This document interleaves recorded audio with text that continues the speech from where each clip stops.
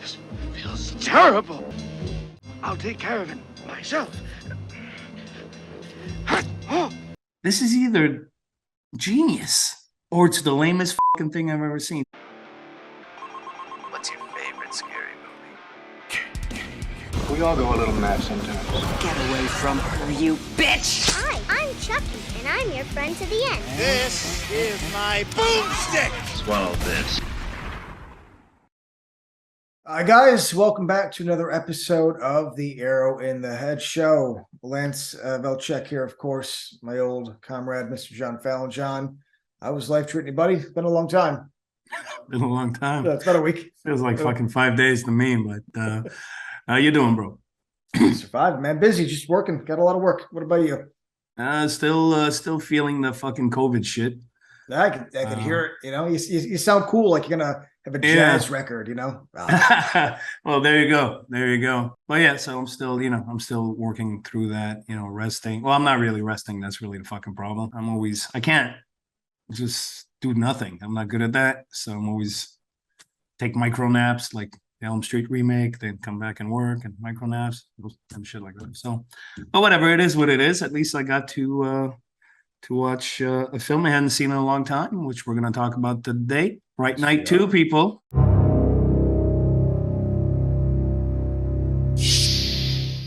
By the way, you're not going to ask me about this shit behind me? We did it off camera. Well, we're on camera now. Okay. Well, hey, John, what's that behind you, buddy? That must be new. How the fuck do you want me to follow that? Yes, this is actually the Arrow in the Head logo, like the first logo, Arrow in the Head logo when I founded the site in the year 2000.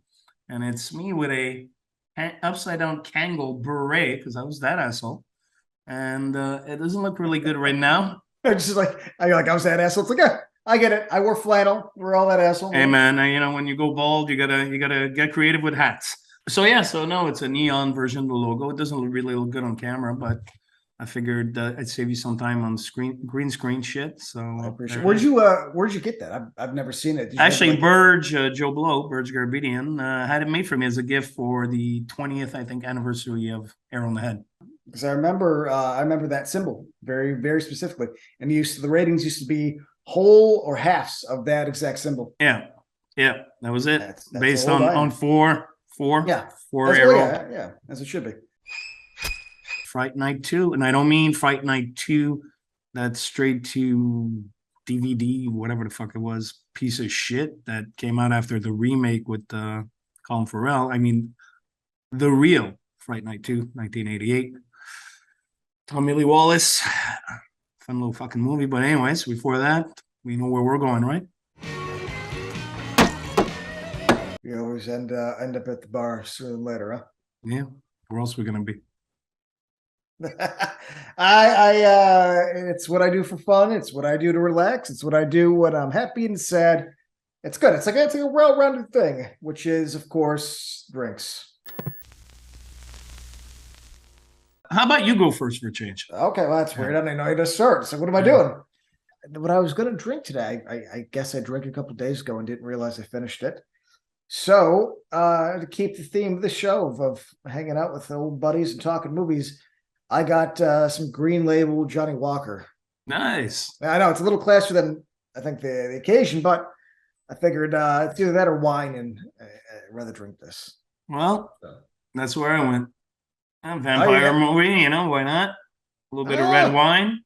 It's I mean, what do people do again? They listen to it, they tap dances. Listen, I thought they did the old swirl. Yeah, because I give a fuck. Yeah. I'll taste it. Oh, I feel that on my tongue. Oh. Anyways, guys, cheers to you guys. Cheers to you, Mr. Lance. And John and all of our friends. Drinks on me. Oh, my friend! Hey! All right, guys, so we're going to talk about the 1988 sequel to Tom Holland's vampire classic, Fright Night. This one, of course, is eloquently named Fright Night II. And it's directed by Tommy Lee Wallace, who had directed Halloween 3. and stars Julie Carmen as Regine, and of course William Ragsdale and Roddy McDowall. Thank you, sir. Thank you. Having my back on that one. Sorry, guys, a little medicated. I mean, everything's worth doing. Worth doing right. Interesting movie, actually. Just doing some, before we get into the actual film itself.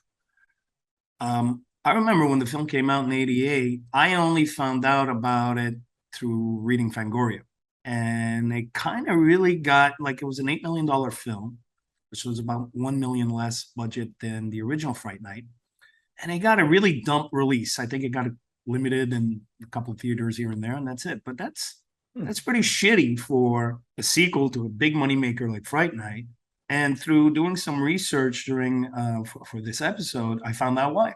Film was rep by Live Entertainment, and the chairman, don't quote me if it's chairman, president, CEO, fluffer. I don't fucking know. But the dude at the top was Jose Menendez. And Jose Menendez was the dude that was whacked by his two kids for cash. The Menendez brothers, the big serial, what I'm talking about? I remember how they paired them in the Cable Guy. That was always the thing on the TV. I was thinking about that because I was a kid. I remember, the two little twin brothers. So it seems that murder of Mr. Jose Menendez affected the distribution of Fright Night II, and also affected the potential of Fright Night III. Tom Holland and Roddy actually had a meeting with Jose Menendez to kind of push Fright Night III.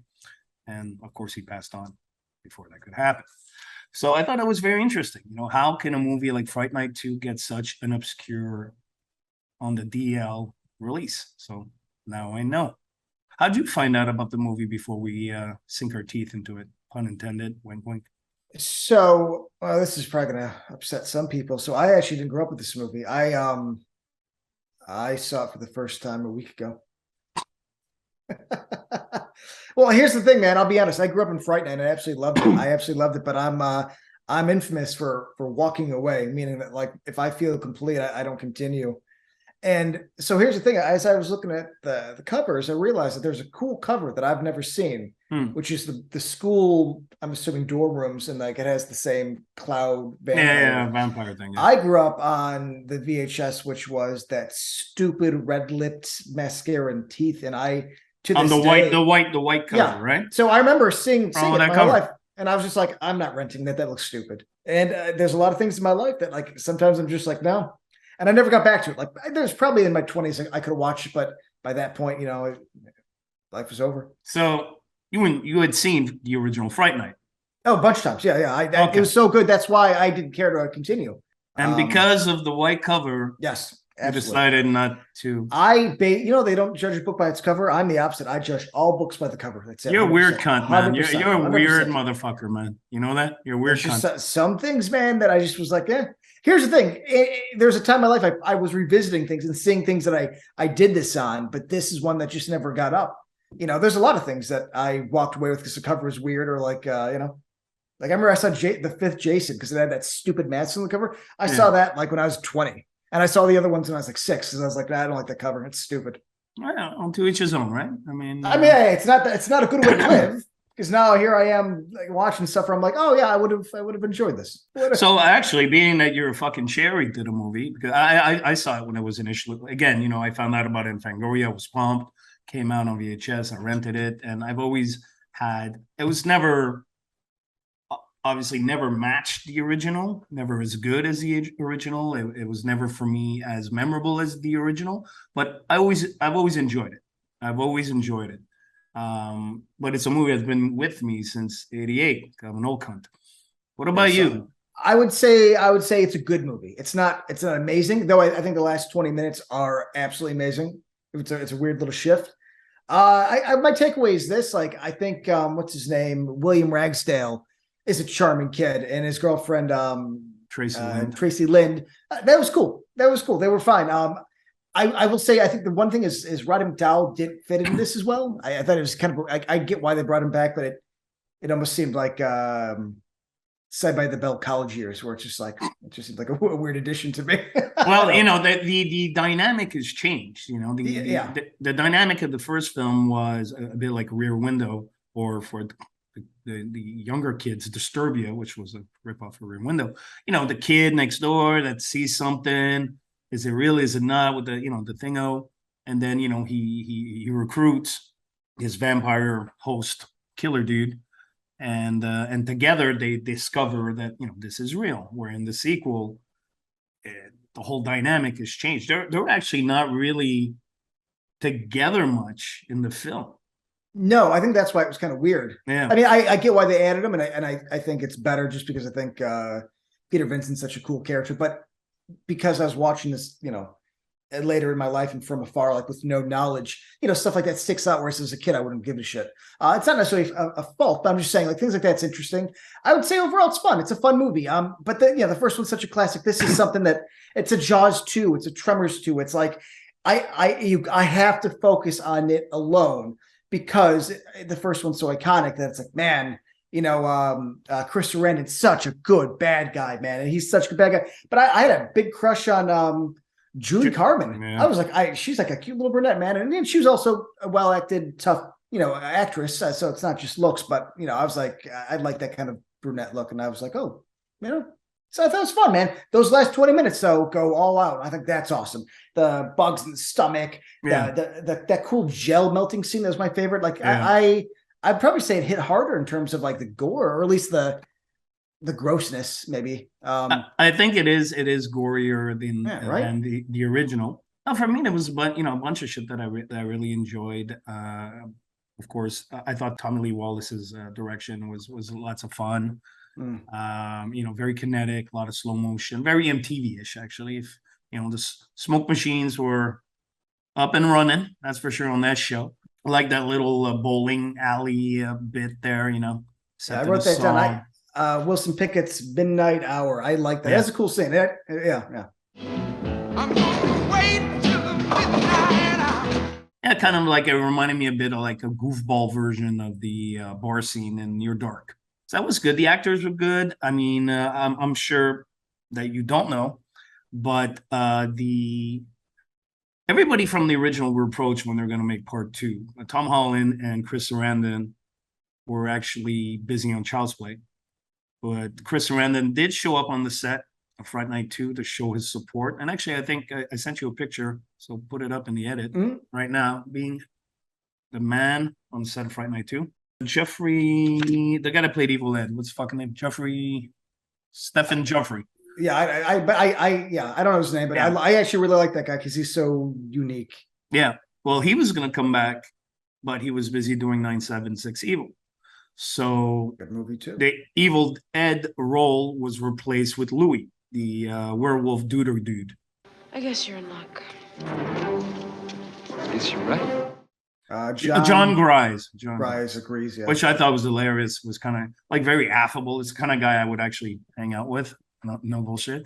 And Amy, the girl that played Amy, Amanda Boots.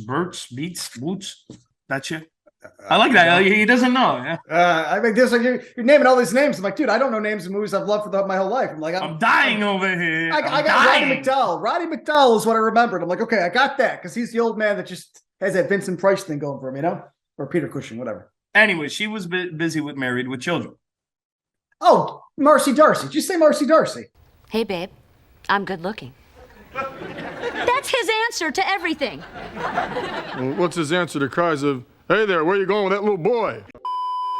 All that to say is that initially they wanted, you know, people from the original back, but because of all these weird scheduling things, that didn't happen. So, but I like who they brought to the table. I like the werewolf dude. I liked Brian Thompson, who's the villain in Cobra, which his character is named Boz after Brian Bosworth, the football player, because they looked alike, according to people behind the film, who also went on to star in one of my favorite fucking movies, Stone Cold, aka most legendary mullet versus a biker gang led by Lance Henriksen. Actually, you know what? Let's just put a clip of Stone Cold right now, just because we can.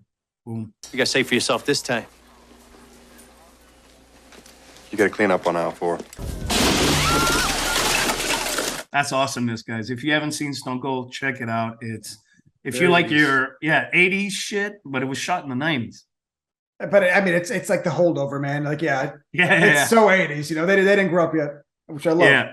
It's probably the best biker movie, the most authentic biker movie I've ever seen, minus the boss character. Remove the boss character, you know, but like the way they shot just the way people acted, the way the family unit, like within a biker, the code of their code and stuff like that. I thought it was very accurate past experiences, my life. But anyways, Fright Night 2. I would say the biggest change is like him being in college. I kind of go back and forth on that, but I thought it was kind of cool. He was older. I like that he was becoming a vampire. I was like, that's kind of a neat little twist on the story, you know, that he's becoming one. I mean, it's very 80s, so he's like throwing the ball out. So a part of it was kind of schlocky, but I kind of like it. I felt like this leaned into 80s tropes more, which I found very charming. You know, they have that weird dance sequence with what's her name? I'm bad at names. Regine. Yeah. There's like 2 dance sequences in this movie with like that 80s. Yeah, performance art, baby. Performance art. I know, but I mean, you gotta remember, like I was never a big 80s like style or vibe guy, so like I'm laughing my ass off in my room. But I feel like that makes this movie way more its own, you know? It's sillier, though it plays it straight. Like you said, the werewolf guy. I wrote down like I don't necessarily know if he fits in the movie or fits in the series, but I did like him because he's such a sleazy, you know, just a piece of shit. He's just like, hey, baby, if your boyfriend doesn't come out. Yeah. I love that. I also thought it was kind of cool that he was a werewolf, you know? Yeah. I mean, I know obviously, like you said, from the first one with Ed, but like he's on the roof and he's like pulling the Peter Vincent's fingers and gets shot with a bow and arrow. Like, you know, I thought there's like little things in this that, you know, went bigger. And like you mentioning Tommy Wallace's directing, I'd like to get a lot more POV bat shots. He's going crazy with that, and like very impressive ones. Like I was like, okay, how the hell did they get the camera? I mean, it must have been a line, but there's a couple. That's what like, I'm thinking. Man. Yeah. I actually wrote that down too. That the flying POV shots were pretty fucking awesome. Especially I was impressed. Scene over the car, and then boom, and she's on the car. And one of my favorite shots, actually, in the film, Regine just had a tete-a-tete with Peter Vincent, and she kind of like disappears in a cloud of smoke under like on the stairwell. Yeah, that's it. And then a sheet or some shit, and then the sheet falls down the stairwell, and it's like a high angle shot, and then it transforms into a bat, and the bat comes towards the camera. Yeah. And I'm like, you know what? That's pretty fucking cool, man. That's well done, you know. And I wrote the same thing. And speaking of well done, you know, again, this is why I like, you know, old school, you know, 80s, 90s horror films. The practical effects by Greg Cannon, if memory serves me right. And if it's not Greg Cannon, I'm sorry, Greg, but I'm pretty sure it is. We should double check that. All right, we just double checked, and it is actually Craig Cannon with an M as in motherfucker at the end. That was, you know, the head behind the practical effects. Fucking fantastic, man. The you know, from the ogre, you know, Brian Thompson, who, you know, eats the moth throughout and names them, which was his idea as an actor, to name every insect that he eats. He was like, hey, can I ad-lib that? Oh, yeah, go for it.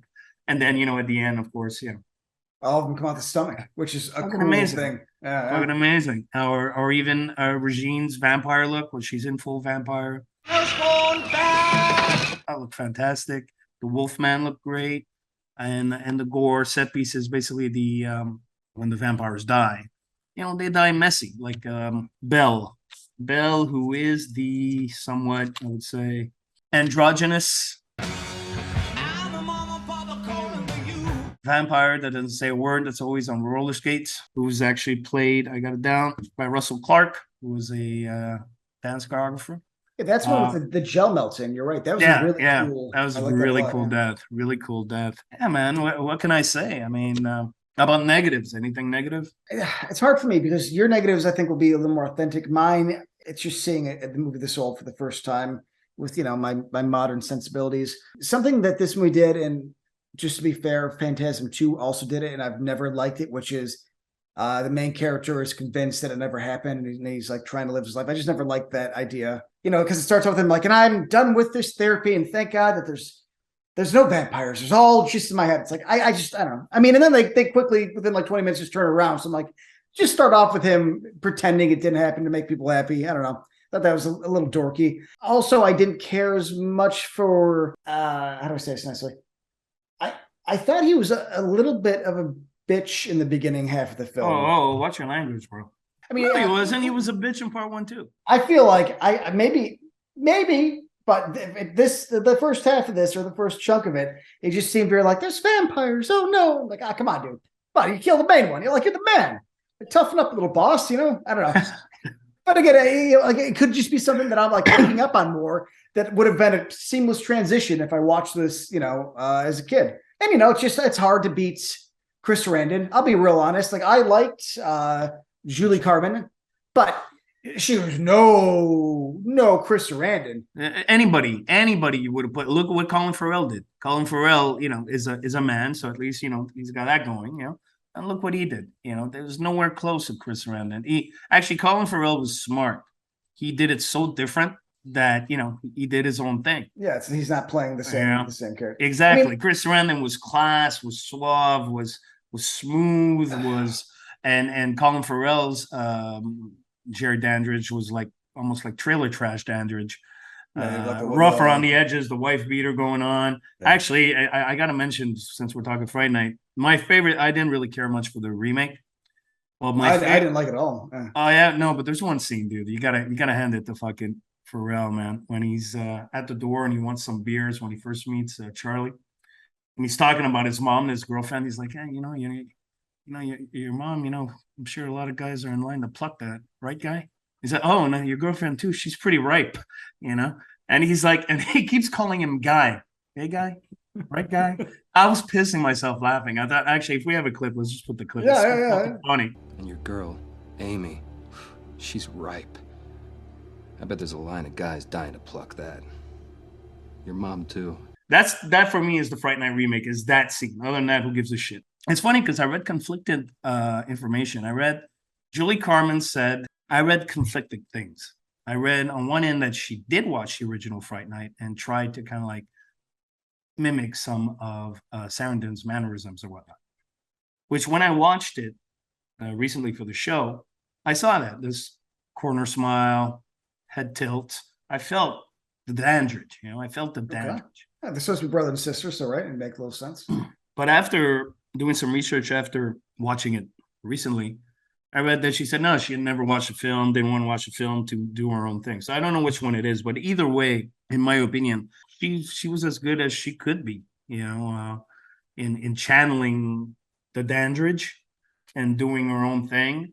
But Sarandon was so fucking good that nobody, not De Niro, not Pacino, not Dolly Parton could ever match up to that. I think it's more the writing, just because she's just dancing half the time. I don't know. I think my what's wrong with dancing? What's wrong with dancing? I just think performance artist is not a cool thing. So I was more like, oh, okay, it's kind of dorky. Yeah, I'll deal with this. It'd be like if Sarandon's partner in the first one, if like that was the main bad guy. It's like I wouldn't go that far. I mean, I think she's a good actress, and she like was sultry. I never found her threatening. She just seemed very like she's always just moving around.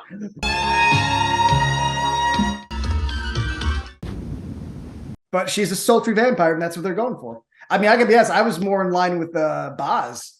I like that guy. She's just buff, big ass guy. He's like a vampire, but like a bodybuilder. I thought that was kind of funny. I was like, I like this guy. He's eating bugs. He just has that look. He's all.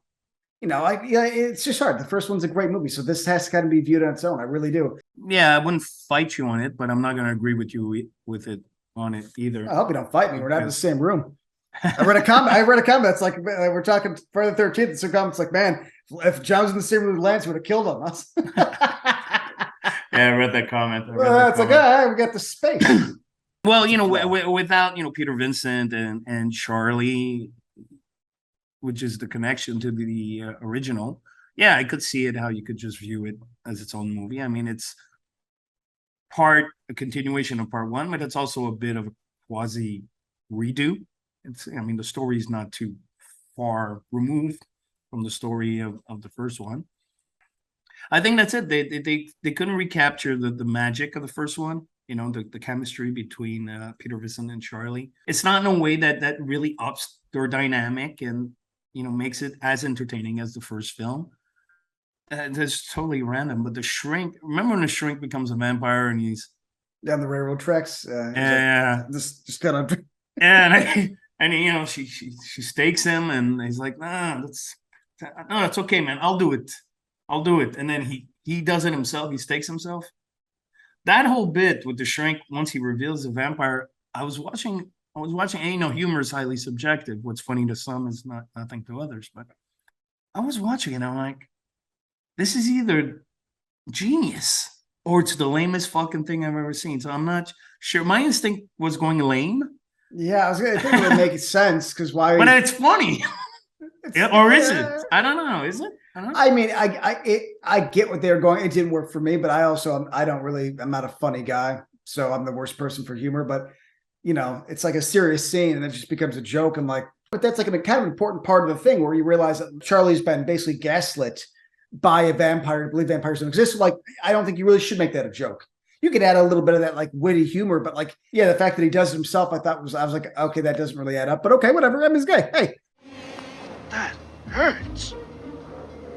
I'll take care of it myself. well, let's say this. How about this? Let me finish saying, overall, I thought it was a good, solid movie. Like I said, I put this in the lines of Jaws 2, Tremors 2, where it's like you're following, to me, such a classic that you almost just have to kind of look at it sideways. Yeah, go ahead. Fight me on that. You're gonna fight me? No, I am going to fight you on something, but go ahead. Okay, yeah, sure. Overall, though, again, I don't have any past with this, so it's weird seeing movies this at this age. I've never seen I've never seen a trailer or a picture, you know, besides whatever's in the box. So that's weird because usually I see stuff all the time of movies I've never seen. That's just the world I live in. It's exactly the kind of movie that I miss. You know, it's the kind of movie I would own I'd absolutely own a Blu-ray. This for sure. To sit right next to the first one. And it kind of bums me out that I was such a stubborn little prick as a kid. I'm a man of many regrets. So it's like, I just got to kind of move on and live my life. But overall, for being the one asshole that loves horror that has never seen it, I'm glad to actually sit here and be like, okay, I actually saw Fright Night II. So, but yeah, yell at me because I can't separate.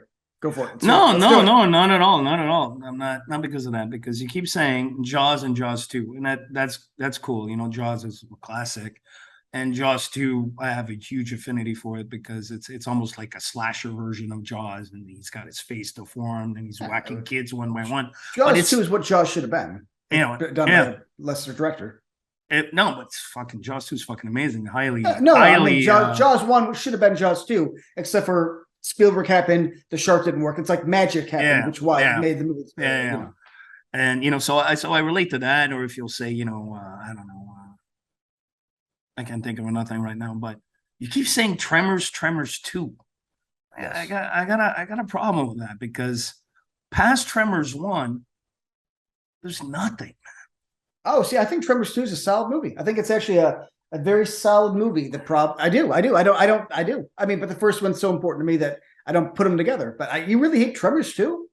I mean, I don't fight Tremors 2. So this is one of those, like, I like it, and I think it's a solid movie. I remember Jaws 2. I remembered Fright Night 2. But for the love of Christ, sorry, dude, I don't remember a thing about Tremors 2. So for me, that's not one scene. So for me, that says it shouldn't even be part of your fucking vocabulary, man. I feel I was denied critical, need to know information. I'll even give you some credit. Maybe I should be putting that alongside Jaws. That's a fair argument. I'm thinking of like sequels that I think are good that have their own merit, but like are followed, you know, up by a classic that's so important where it's like you're just fucked. You know, I'm just thinking that. But I mean, it's probably not quite that. But I just think of Tremors 2 as like It's a fine movie, but Tremors 1's just so goddamn good that, pardon my French, that, once you go after that, you've lost.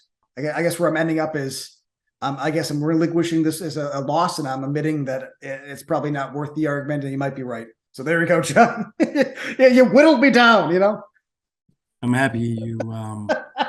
You were I think you're gonna either yell more or now that I've admitted I was wrong. Is at the end of that? Is it a handshake over the computer? It's like, sir, we're in the middle. Handshake, dog pound. Yeah, well, that's how we do handshakes now since the corona, right? Nobody touches anymore, man. I'm a big handshake guy. Nice two pumps, eye contact, Yeah, me too. First and foremost, you guys, if you've seen Fright Night II, let us know what you think. Yeah, I'm gonna get hammered in the comments. Yeah, it's gonna be bad. Not. Stop being so negative. Why are you gonna be so fucking negative all the time? I don't think it's negative. I think it's just people are like, wait, this bald son of a bitch never saw Fright Night 2. I'm sure a lot of people never saw. I've been that guy before, so I'm not saying it's undeserved. Who does this guy think he is? Who does this guy think he is? I'm like, fair enough. No, that's true. Did you see Deadly Friend yet? You gonna bring that up, huh? Hey, just want to hit it. Go farther down. No, I have not seen Deadly Friend. I have not. I have not. Yeah, guys. If you've seen Fright Night 2, comment. Let us know what you thought of the film below. Of course, like the video, subscribe to the channel, all this stuff.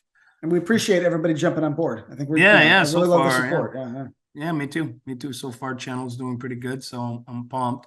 Of course, Lance and I have our picks for October Halloween month are set in stone. You know what? This is what I want to do. We'll just show like little snippets of there's like 3 movies left? 3, right? So here's a little hint. Shut up. So we'll leave it at that. But I can promise you this, much like I had to rectify Lance not having ever seen Wes Craven's Shocker.